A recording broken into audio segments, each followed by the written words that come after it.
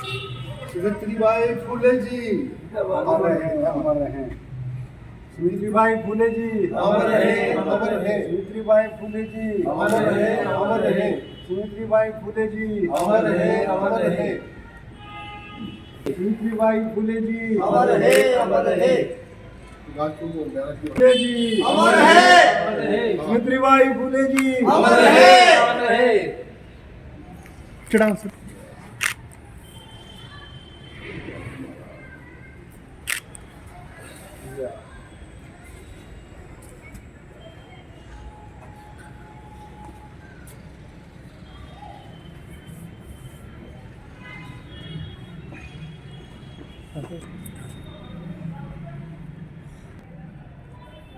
करतार जी करेंगे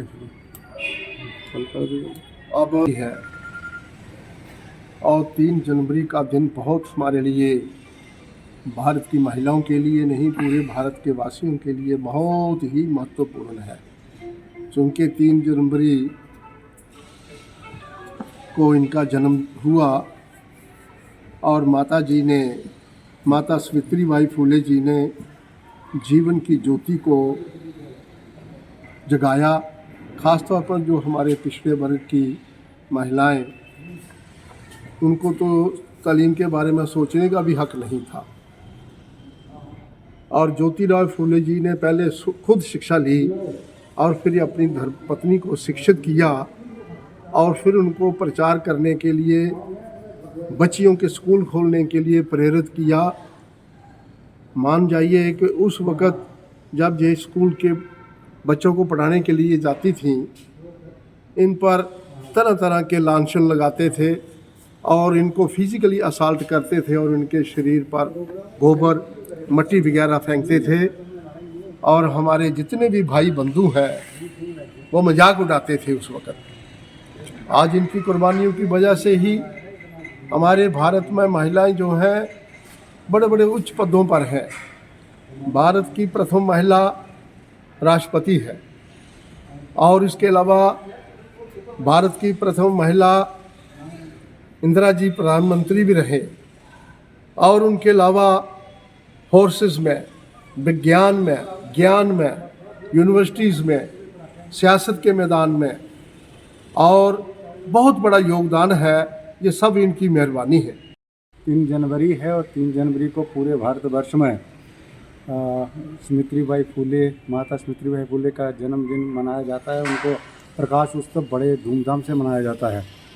3 जनवरी 1831 को इनका जन्म होता है और इनकी शादी जो है वो महात्मा ज्योतिराव फुले से होती है। बड़ी छोटी उम्र में इनकी शादी होती है, पर उस काल में औरतों को, बच्चियों को, महिलाओं को पढ़ने का कोई हक नहीं था। वैसे भी बहुसंख्यक समाज को भी पढ़ने के अधिकार नहीं थे। तो महात्मा ज्योतिराव फुले ने पहले तो शिक्षा ग्रहण करी और शादी के बाद इनको खुद पढ़ाया। खुद पढ़ा करके इनको इस काबिल बनाया कि आप जाइए और महिलाओं के लिए शिक्षा का इंतज़ाम कीजिए। तो सावित्रीबाई फुले जी ने पहले तो महिलाओं की शिक्षा के लिए उन्होंने स्कूल खोले और इनको प्रथम महिला अध्यापिका भी कहा जाता है कि ये पहली महिला अध्यापक थी जिन्होंने बच्चियों के लिए, महिलाओं के लिए शिक्षा के द्वार भारत में खोले और पूरे भारतवर्ष में इसकी रोशनी गई है। और अंततः संविधान में बाबा साहब डॉक्टर अम्बेडकर ने संविधान में शिक्षा का अधिकार सब लोगों को देने का काम किया था और महिलाओं को भी पूरे अधिकार जो थे वो पुरुषों के समान देने का काम किया था। तो मुझे लगता है कहीं ना कहीं पर बाबा साहब डॉक्टर अम्बेडकर जो थे वो माता सावित्रीबाई फुले से भी प्रभावित थे कि उन्होंने शिक्षा के लिए जदोजहद की थी। उस समय समाज जो था वो इस बात को नहीं मानने को तैयार था कि महिलाओं को शिक्षा मिले और महिला भी पढ़ कर के कहीं अच्छी हो सके, क्योंकि शिक्षा जो है, इन्होंने महात्मा ज्योतिराव फुले की एक कोटेशन भी थी। वो कहते थे कि शिक्षा बिना मति गई, मति बिना गति गई, गति बिना अर्थ गया, एकमात्र शिक्षा से करोड़ों लोग रहे वो देश में गरीब हुए, लाचार हुए, बेबस हुए, बीमार हुए। ये सारी चीज़ें थी। वो इसके लिए शिक्षा के द्वार खोले और शिक्षा ही एक ऐसी चीज़ है जिससे आदमी अपनी गरीबी तो दूर कर सकता है। जी का जन्मदिन है 3 जनवरी 1831 में ये इनका जन्म हुआ और ये पहली लेडी थी, जो पहली औरत थी जिसने शिक्षा के लिए अपना योगदान दिया है। इसने बहुत दुख झेले हैं। जब शिक्षा देने से जाती थी, स्कूलों में पढ़ाने के लिए जाती थी, तो मैंने जो पढ़ा है उसमें लिखा हुआ है कि इस पर लोग कीचड़ फेंकते थे, कुछ ना कुछ बोलते थे, लेकिन इसने फिर भी क्या करना है कि जहाँ पर स्कूल पढ़ाने जाती थी इसने अपनी साड़ी वगैरह चेंज करनी, दूसरे कपड़े पहने, फिर इसने बच्चों को पढ़ाना। तो ये शिक्षा दिवस जो हम मनाते हैं पूरे हिंदुस्तान में, मैं समझता हूँ वो शिक्षा दिवस वो नहीं होता, वो इसके नाम पर ये इस दिन बनाना चाहिए, 3 जनवरी को बनाना चाहिए जिस दिन ये पैदा हुई। तो इसने बड़ा कुर्बानी की है।